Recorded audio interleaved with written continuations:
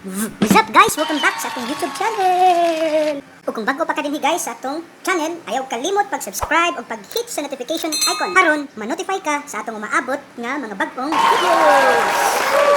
So, for today's video guys, atong pagkahisgutan ang mga ka-importanteng butang while ikaw nag-quarantine.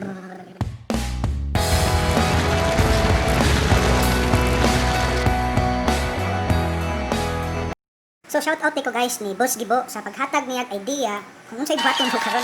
So salamat kay Boss Gibo. I-follow siya guys sa iyang YouTube channel Gibo TV. Barkada na siya nilang El Iso guys, mga astig na sila. Membro na siya sa mga rich mindset guys, mga ngani. Yes, so karon guys, haron di na tamalangan ato nang sugdan ang 5 ka importanteng butang nga buhaton while ikaw nag-quarantine. Haron pod dili ka maboringan sa imong pagstay diha sa quarantine site. Number 1. Ang atong number 1 guys, kinahanglan guys, kada adlaw maligo gyud ka guys. Importante kay na siya guys, karon mahiloan ang atong lawas. Ug labaw sa tanan para pod presko kayo atong pamati sa pag-start sa atong adlaw ug labi na sa paghuman sa atong adlaw. So as much as possible guys, kinahanglan maligo ka kadaghan. Kay kung mo bantayan kung maligo ka, may moingon nimo, oh, presko sa buwa, may tuwaon.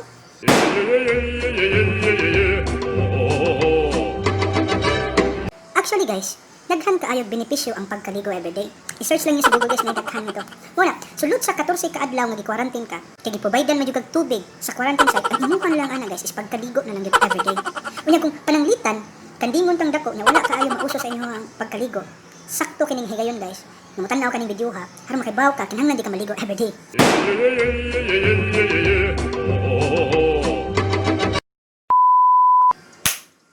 Number 2. Ang atong number 2 guys, kinahanglan guys, everyday guys, manglimpyo ka sa among classroom nga gistayhan.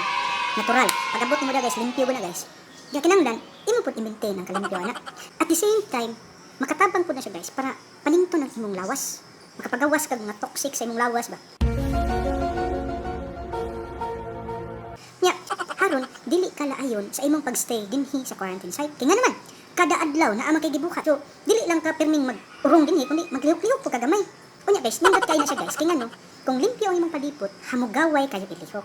Una, presko kay ka, naligo na ka. Ikaduha, hamugaway pa ilihok. So, nindot ang imong pagpuyo din sa quarantine site.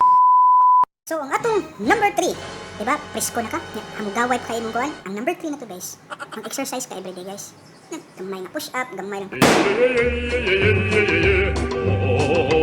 kuan. Ang nakalimot mo ganing exercise guys, makatabang na siya guys para makasirculate og tarong nga atong dugo guys. Nya, daghan po ganing benefits ang exercise. Kay dire wa kay tagiliho kayo, gamay ra tong liho kon natura. Sige tag kaon, lami atong kaon diri kada adlaw. So, manang bukta so kung mag-exercise ta guys, at least man lang ma-maintain nimo imong lawas. Like ako, chubby naman ko daan, kinahanglan. Mag-exercise ko pagayo para mo daot-daot gamay. Cute ba? ขอโทษที่เขาไปเป็นมะเร็งกินกองสะน้องกองแกงมาน้องมาเนงมาปะลอง Number 4. So ang atong number 4 guys, itawag na siya og siesta. Kaning siesta guys, mao ni siya ang practice sa pagkatulog ug buntok. Kaya sa akong experience din guys, kay medyo taas-taas magug oras. Ang akong siesta, moabot na siya 2 ka oras. Nga naman, pahuway gid ka.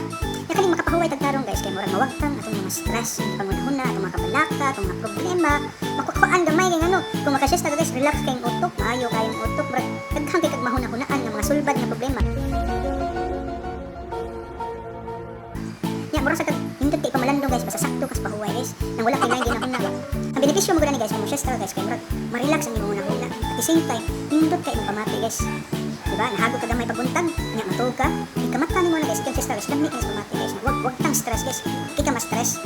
So, mo na kanindot guys, kinahanglan ka mag-siesta. Kung di na ka sa quarantine site, magproblema ka, magpa-stress ka pag ayo. Masamutan ka guys. Una kinahanglan ka sa quarantine site. Naa kay pangbuhat, at the same time, ako kay saktong pahuway. Para ang atong stable atong una ba, stable atong dili lang ta physically stable but stable pud ang atong mind. So mo na siya guys. Number 5. Ang atong number 5 guys is prayer or pag-ampo.